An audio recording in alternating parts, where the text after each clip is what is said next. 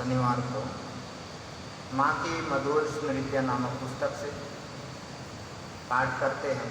और पिछले सप्ताह हम लोग देखे थे माँ जगन्नाथपुरी गई हुई है और वहाँ पर माँ का एक घोड़ा हो जाता है और उनको नित्य प्रतिदिन आशुतोष मित्रा जो ये माँ की जीवनी ग्रंथ यानी माँ की स्मृतियाँ जो लिख रहे हैं उनके द्वारा ही प्रतिदिन उसको नीम पत्ता के पानी से धोया जाता है। वो चीज़ हम लोग देख चुके थे। और दूसरी बात कि जयराम भट्टी से उनके भाई सबको बुला लाने के लिए आशुतोष मित्र को बोलते हैं और वो उनको ले आने के लिए वहाँ से निकलते हैं। हम लोग आगे देखेंगे।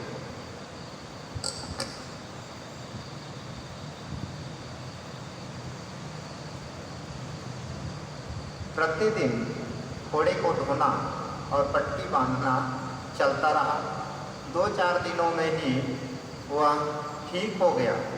अब पट्टी बांधने और पैर धोने की भी ज़रूरत नहीं रही। तभी एक दिन माँ ने मुझे अकेले में बुलाकर पूछा, जयराम भट्टी जा सकेगा? मैंने उत्तर दिया, क्यों नहीं जा सकूँगा माँ। उन्होंने जाकर नानी और काली मामा को बुला लाने को कहा। निश्चित हुआ कि अगले दिन रात की गाड़ी से जाऊंगा। अगले दिन शाम को मंदिर में आरती देखने के बाद लौटकर माँ विश्राम कर रही थी। उन्होंने मुझे चरण सेवा के लिए बुलाया और धीरे से बोली, तुलसी के नीचे निर्माल्य है, उसे लेते जाना। और प्रकट रूप से गोपाल माँ को पुकार कर कहा, आंसू भूखा है, खाने को दो। भोजन के बाद माँ को प्रणाम करके मैं चुपचाप रवाना हुआ। माँ के इस प्रकार चुपचाप कार्य करने का उद्देश्य केवल इतना ही था कि छोटी मामी को इस बात की जानकारी ना हो। वे पागल हो जाने के बाद से यह नहीं चाहती थी कि माँ उनके सिवा किसी अन्य भाई या भाव से प्रेम करे या उनके लिए कुछ करे। नानी आदि को लाने हेतु मेरे प्रस्थान करने के 4 दिन पूर्व ही गौरी माँ ठाकुर की सन्यासिनी भक्त, जो बाद में श्री शारदेश्वरी आश्रम की संस्थापिका हुई, पूरी आई और हमारी टोली में शामिल हो गई। विष्णुपुर का टिकट लेकर मैं यथा समय ट्रेन में बैठा। फिर विष्णुपुर में उतरकर किराए की ऊँट गाड़ी से पुतुलपुर गया। वहाँ से पैदल जयराम भट्टी जाकर नानी और काली मामा को बताया कि मैं माँ के आदेश से उन्हें पूरी ले जाने आया हूँ। अगले दिन प्रस्थान करने की बात तय हो जाने पर काली मामा अपनी पत्नी तथा बच्चों को सूचित करने अपने ससुराल माड़ागेड़े गांव चले गए। उनका परिवार उस समय वहीं था। जाते समय काली मामा कह गए कि अगले दिन सुबह मैं नानी को वहीं लेता आऊँगा। वे वहाँ बैलगाड़ी की व्यवस्था कर रखेंगे और गढ़वेता के मार्ग से जाना होगा। इधर सीताराम घोष नामक एक वृद्ध सज्जन आकर नानी से अनुरोध करने लगे कि वे उन्हें भी साथ ले जाएं। वैसे अपना खर्च वे स्वयं देने वाले थे। नानी राजी हो गई। अगले दिन नानी और सीताराम को साथ लिए माड़ागेड़े पहुंचकर मैंने पाया कि काली मामा ने पूरी जाने के लिए एक पूरी टोली ही बना रखी है। इस पर कुछ कहना अनुचित समझकर मैं चुप रहा। 2 बैलगाड़ियों की व्यवस्था हुई थी। एक में नानी अपने दोनों बच्चों के साथ, काली मामा की पत्नी और गाड़ीवान के पास सीताराम बैठे। दूसरी में मैं, काली मामा तथा उनके ससुर सवार हुए। दोनों दोनों गाड़ियां रात भर चलकर अगले दिन सुबह गड़बेता स्टेशन के पास के गांव में पहुंची। एक दुकान में दोपहर का भोजन करने के बाद ट्रेन में चढ़कर अगले दिन सुबह हम लोग पुरी पहुंचे। माड़ागेड़े से गड़बेता के रास्ते में रात के समय सालवन से होकर आते समय एक मोड़ पर सहसा नानी की गाड़ी पलट गई। इसके फलस्वरूप सीताराम के ऊपर नानी और नानी के ऊपर मछली मामी और उनके दोनों पुत्र आ गिरे। उन लोगों के विशेषकर नानी के मर गई चिल्लाने पर मैं दौड़ा और उन्हें सही सलामत बाहर खींचकर बोला, नानी आपको मरने नहीं दूंगा, माँ रोएगी ना। इधर छोटी मामी मेरे अचानक गायब हो जाने से अब तक माँ को तरह तरह से सवालों से परेशान कर रही थी। हमारे क्षेत्रवासी मठ में पहुँचते ही वे सारी बात समझ गए और माँ के पास जाकर हाथ मुंह नचाते हुए न जाने क्या क्या बकने लगे। उत्तर में माँ ने कहा, मैं क्या केवल तुम ही को लेकर रहूँगी? ये लोग क्या मेरे कोई नहीं हैं? अग्रण्य मास में पुरी में श्री बलराम जी को विशेष भोग दिया जाता है, जो अत्यंत स्वादिष्ट और विविध प्रकार का होता है। हम लोग उसे प्रतिदिन खाते। श्री मंदिर के प्रांगण में बैठकर चंडाल तक सबके मुख में महाप्रसाद देना और उनके हाथ से स्वयं खाना श्री मंदिर की रीति है। इस रीति के अनुसार एक दिन माँ एक चबूतरे पर बैठकर हम सभी के मुंह में महाप्रसाद दे रही थी और स्वयं ही खा रही थी।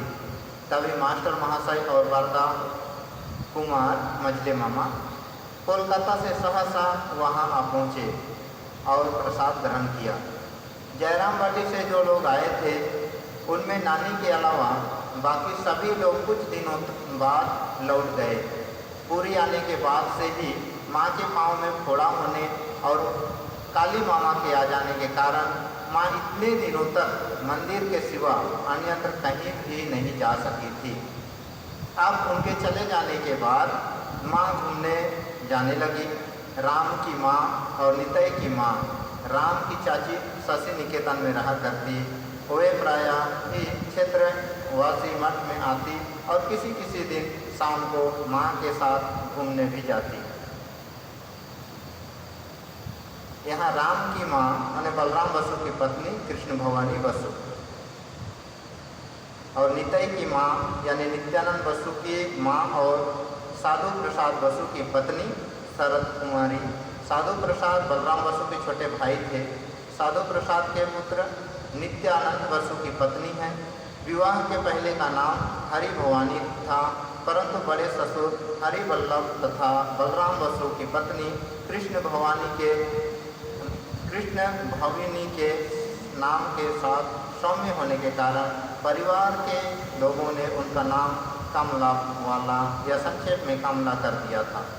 वे पथुरिया घाट के खेताल घोष के पुत्र रामानाथ घोष की चौथी पुत्री थी। स्वामी ब्रह्मानंद उन्हें देवी कहते थे। वे छोटी उम्र में ही चल बसी थी। पुरी में माँ ने 2 बार समुद्र में स्नान किया था। एक दिन वे स्वर्ग द्वार देखने गई। प्रायः ही वे श्री मंदिर की प्रदक्षिणा करने जाती थी। एक दिन जाकर उन्होंने श्री जगन्नाथ का रसोई घर भी देखा। एक दिन गुंडीचा बाड़ी गई। उतना बड़ा मंदिर उन्होंने घूम घाम कर देखा। उस दिन लक्ष्मी जला भी गई। लक्ष्मी जला की विशेषता यह थी कि उस जला में श्री महाप्रभु के दैनंदिन भोग के निमित्त 12 महीने नित्य नया धान पैदा होता रहता। नित्य उस धान से चावल बनाकर उन्हें भोग दिया जाता है। एक अन्य दिन हम लोग विजय कृष्ण गोस्वामी महाशय की समाधि देखने नरेंद्र सरोवर गए। गोस्वामी जी के पुत्र ने हमारा स्वागत किया। सरोवर और उससे संलग्न मठ रमणीय है। श्री शंकराचार्य का गोवर्धन मठ भी देखा गया। पूरी निवास काल के अंत में माँ का स्वास्थ्य अपेक्षाकृत सुधर गया था और संभवतः इसी कारण तब वे खूब बातचीत और हास परिहास किया करती थी। एक दिन बातें करते करते स्वामी जी की दुर्गा पूजा का प्रसंग उठने पर वे बोली, नरेंद्र की क्या ही गुरु भक्ति थी। मेरे नाम संकल्प कराया, बोला माँ के नाम संकल्प होगा। हम लोग तो कौपिनधारी हैं, हमारे नाम से नहीं होगा। केशलाल मेरे पास था, उसी से पूजा कराई। शशि स्वामी रामकृष्णानंद के पिता तंत्रधारक थे। मुझे ले जाकर कई दिनों तक नीलंबर बाबू के मकान में रखा था।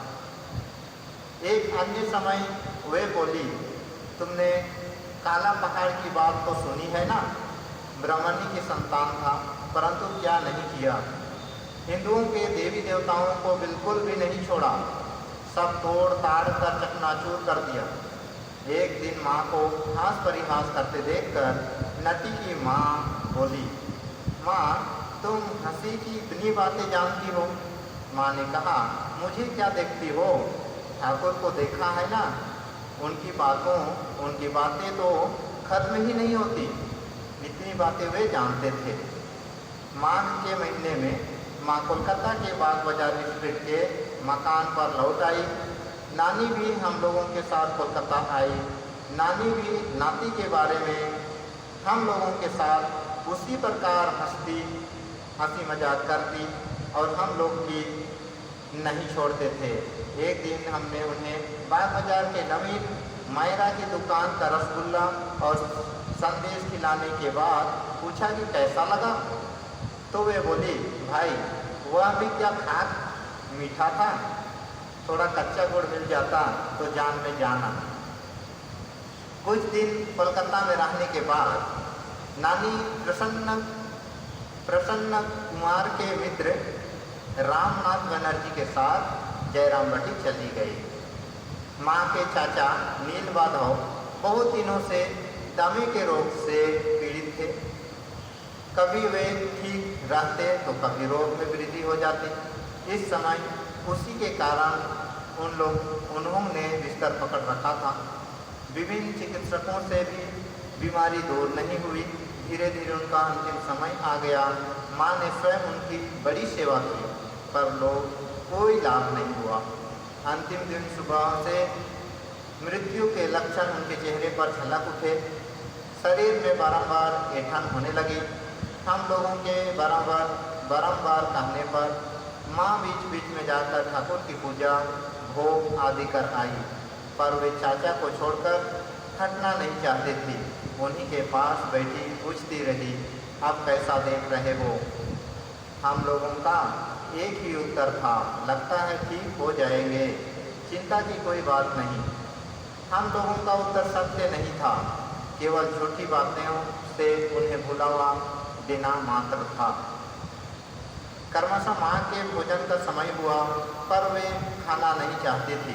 पुनः बुलावा देकर उन्हें भेजा गया, पर उधर वे गई और इधर चाचा ने परलोक गमन किया। उस समय चाचा के पास मेरे सिवा एक स्त्री भक्त भी थी। उनसे माँ के भोजन कर लेने तक धारी धारण करने का अनुरोध करने पर वे माँ का भोजन जरूरी समझकर चुप रही। मैंने उनसे यह भी कहा, माँ की काली मूर्ति को केवल डकैत पिता ने ही देखा था, ऐसा नहीं है। आज हम लोगों को भी देखना पड़ेगा। खड़ग यदि मेरे सिर पर गिरता है तो गिरे। इतनी बात कहते ना कहते माँ जैसे तैसे कुछ खाकर चली आई। हमें चुपचाप से झुकाए देखकर वे सब समझ गई। बोली, तो क्या चाचा नहीं रहे। माँ की पहले की सौम्य मूर्ति चली गई। दोनों नेत्र मानो स्थिर होकर बाहर निकल आई। मैं सिर झुकाए रहा। वे बोलती रही, वह रात पात खाने के लिए मुझे क्यों भेजा। खाना ही क्या बड़ा काम था। चाचा को एक बार अंतिम समय देख भी नहीं सकी। इतना कहकर वे कांपते हुए स्वर में रोने लगी। इस बीच वे स्त्री भक्त चली गई थी। मैं एकाकी सिर झुकाए बैठा रहा। वे खूब भर्त्सना करती रही, पर मेरे कानों में कुछ भी नहीं घुसा। उस समय मुझे केवल उनके खड़क की प्रतीक्षा थी और बीच बीच में मैं उस अपूर्व मूर्ति को देख लेता था। पर ना जाने क्यों वह मूर्ति अंतर्धान हो गई और वही पहले की सौम्य मूर्ति प्रकट हुई। वे रोते हुए बोली, बेटा आंसू, जरा चाचा के पास बैठो, मैं आती हूँ। यह कहकर वे अपने कमरे में गई। लौट कर शव के मस्तक तथा छाती पर हाथ रखकर जप किया और दोनों स्थलों पर निर्मल्य रख दिया। तब सुयोग पाकर मैं बोला, माँ, दोष यदि किसी का है तो वह एकमात्र मेरा है। उनके चेहरे की ओर देखा तो वही करुण दृष्टि। तब उन्हें बैठाकर मैं नीचे गया और संत महाराज से समुचित बंदोबस्त करने को कहा और कहकर पुनः ऊपर आया। नीचे ललित और उनकी गाड़ी को देखा। लगभग आधे घंटे बाद ललित तैयार होकर ऊपर आया और दो लोग मृतदेह को नीचे उतार ले गए। माँ खूब रोने लगी। ललित से सूचना पाकर प्रसन्न मामा भी आ गए। गणेंद्रनाथ भी आ गए। चारों ने चाचा की मृतदेह काशी मित्र घाट पर स्थित शमशान में ले जाकर यथारीति उनका अंतिम संस्कार किया। प्रसन्न मामा ने उन्हें मुख अग्नि दी। ललित और मैं जब चाचा की मृतदेह को ऊपर से नीचे उतार रहे थे तब गोपाल माँ को शिकायत करते सुना। माँ आंसू ने शूद्र होकर भी ब्राह्मण के शव का स्पर्श किया। माँ का उत्तर कानों में पड़ा, शूद्र क्यों बेटा है, भक्तों की क्या क्या जाति होती है। गोपाल, चाचा के मृत्यु के बाद चौथे दिन चतुर्थी के उपलक्ष्य में माँ ने हम तीनों लोगों, प्रसन्न मामा और शौच के कारण छोड़ दिया गया, को भोजन कराया और एक एक वस्त्र दिया। प्रसन्न मामा ने शिमला स्ट्रीट में एक छोटा सा मकान किराए पर लेकर गांव से बड़ी मामी और उनकी दो बेटियों नालिनी तथा माकू और नालिनी के पति दामाद प्रमथर को साथ उसमें रखा था। पहले हम प्रमथर के विवाह के प्रसंग में उनके नाम का उल्लेख कर चुके हैं। इस बार वे ससुराल में आकर बीमार पड़ गए। खबर मिलने पर माँ के आदेश से मैं उन्हें देखने गया। बीमारी सामान्य न थी, खांसी के साथ सदा बुखार रहता था। शरद महाराज तथा मास्टर महाशय की सलाह पर दो विख्यात डॉक्टरों को बुलाना निश्चित हुआ। वे दोनों आपस में सलाह करके एक साथ चिकित्सा करेंगे। तो आज के लिए हम लोग यहीं पर पाठ समाप्त करते हैं। आगे देखेंगे इन डॉक्टरों की सेवा, उनकी ओम निरंजनम नित्यमनंतरूपम भक्तानुकंपाकृतविग्रहम् ईशावतारं परमेश्वरमिड्यं तं रामकृष्ण